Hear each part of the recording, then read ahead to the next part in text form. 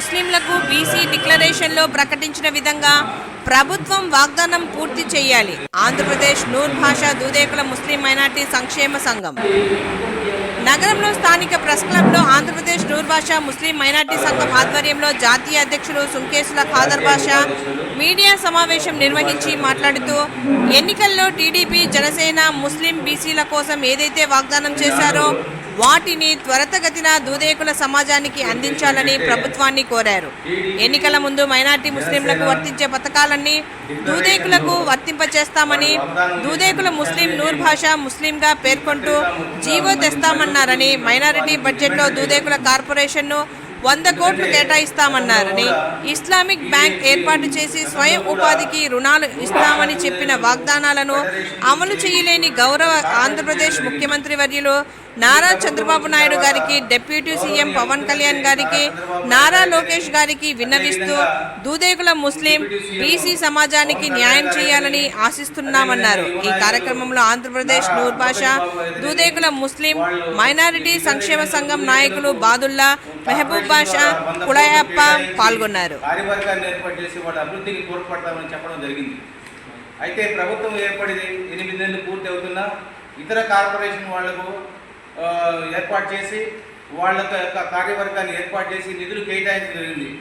ఇంతవరకు ఈ యొక్క దూదేకుల కార్పొరేషన్కు నిధులు కానీ కార్యవర్గాన్ని కానీ ఏర్పడడం జరగలేదు. కాబట్టి ముఖ్యంగా మేము ప్రభుత్వాన్ని తెలియజేసేది ఏంటంటే ఈ యొక్క నూర్ భాషా దూదేకుల కమ్యూనిటీ అభివృద్ధి కోసం సత్వరము ఈ యొక్క కార్పొరేషన్ ఏర్పాటు చేసి విధి విధానాలను ఏర్పాటు చేసి వాళ్ళకు ఏదైతే మీరు వాగ్దానం చేశారో ఆ డబ్బును కేటాయించి వారికి సహాయ సహకారం అందించాలని ప్రభుత్వాన్ని తెలియజేస్తున్నాం. అదేవిధంగా దూదేకులకు అనేక రకమైనటువంటి సర్క్యులర్స్, లెటర్స్, మెమోలు ఇవన్నీ ఇవ్వడం జరిగింది. వాటన్నిటి కూడా జీవో చేస్తామని కూడా మన ప్రభుత్వం చెప్పడం జరిగింది. వాటిని దృష్టిలో పెట్టుకొని దూదేకుల ముస్లిం అనేటువంటి జీవోను విడుదల చేయాల్సిందిగా ఈ ప్రభుత్వానికి మనం తెలియజేసుకున్నాం. అదేవిధంగా ఈ ఆంధ్రప్రదేశ్లో దాదాపు 20 లక్షల మంది మా దూదేకుల సోదరులు ఉన్నప్పటికీ, మేము ముస్లిం మైనార్టీలో అంతర్భాగం అయినప్పటికీ మాకు ముస్లిం మైనార్టీలో ఉన్నటువంటి ఈ ధార్మిక సమస్యలు ఏవైతే ఉన్నాయో హజ్ కమిటీ, వక్ఫ్ బోర్డు, ఉర్దూ గురించి అన్నింటిలో కూడా మాకు సముచిత స్థానం కల్పించడం లేదు. కానీ ఈ ప్రభుత్వమైన దృష్టిలో ఉంచుకొని ఈ నూర్ భాషా దూదేకులకు నామినేట్ పదవుల్లో ఎక్కువ స్థానాలు కల్పించాల్సిన అవసరం ఎంతైనా ఉందని ఈ సందర్భంగా తెలియజేసుకుంటున్నాను.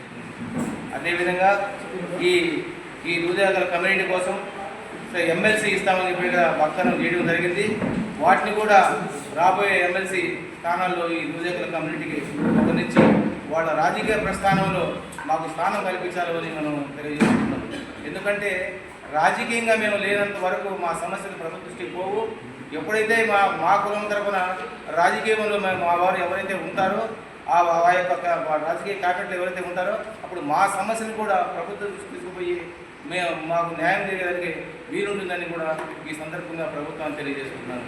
ముఖ్యంగా ఈ దూదేకుల కమ్యూనిటీలో ఎక్కువ పేదవారు ఎక్కువ ఉంటారు. ఎక్కువ వలస కూలీగా విదేశాలకు వలస కూలీగా బతుకుతున్నారు. వారి యొక్క స్థితిగతులను కూడా దృష్టిలో పెట్టుకొని ఈ యొక్క పిల్లల యొక్క అభివృద్ధి కోసం, పిల్లల ఎడ్యుకేషన్ కోసం అన్ని విధాల ప్రభుత్వము సహాయ సహకారాలు అందించి మాకు తోడుండాలని కూడా మేము తెలియజేసుకుంటున్నాం. మేము ఈరోజు సపరేట్గా అడిగేది ఏమి లేదు. మాకు ఆల్రెడీ ముస్లిం మైనారిటీలో పనిచేసినటువంటి ఐఏఎస్, ఐపీఎస్ ఆఫీసులు కూడా దూదేకులు ముస్లింలు అంతర్భాగమే.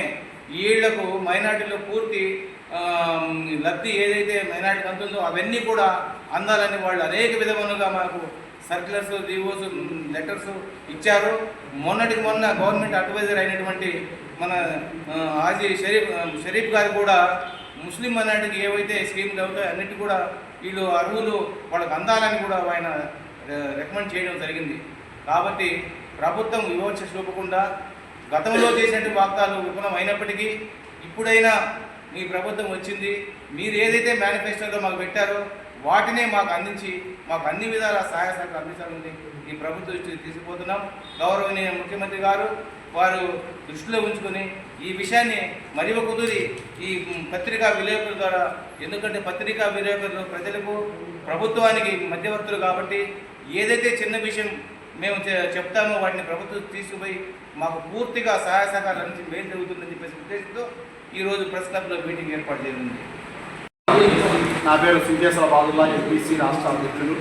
ఈ యొక్క పత్రికా సమావేశం యొక్క ముఖ్య ఉద్దేశం ఏమంటే, ఈరోజు అనేక సంఘ నాయకుల యొక్క కృషి ఫలితంగా ఆనాడు 2010లో ఈ యొక్క నూరు భాషా దూదేవులకు ఒక ఫెడరేషన్ను 125 జీవో ద్వారా ఆనాడి ముఖ్యమంత్రి రాజశేఖర రెడ్డి గారు ఆ జీవోను విడుదల చేసి ఆ రోజు ఫెడరేషన్కు శ్రీకారం చుట్టడం జరిగింది.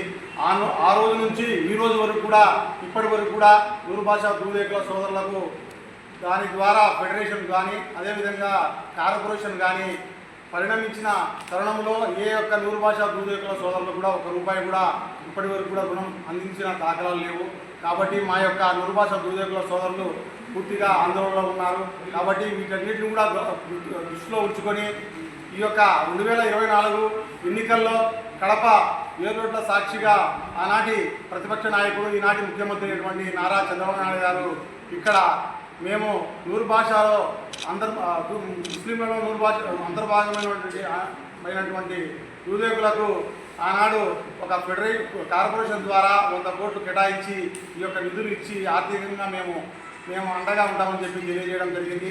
కాబట్టి ఈ యొక్క కార్పొరేషన్ ఏర్పాటు చేసి 100 కోట్లతో బడ్జెట్ను ఏర్పాటు చేయాలని, మాకు ఆర్థికంగా మమ్మల్ని ఆదుకోవాలని చెప్పి ఈనాటి ఏర్పడినటువంటి కూటమి ప్రభుత్వాన్ని మేము విజ్ఞప్తి చేస్తూ ఉన్నాము.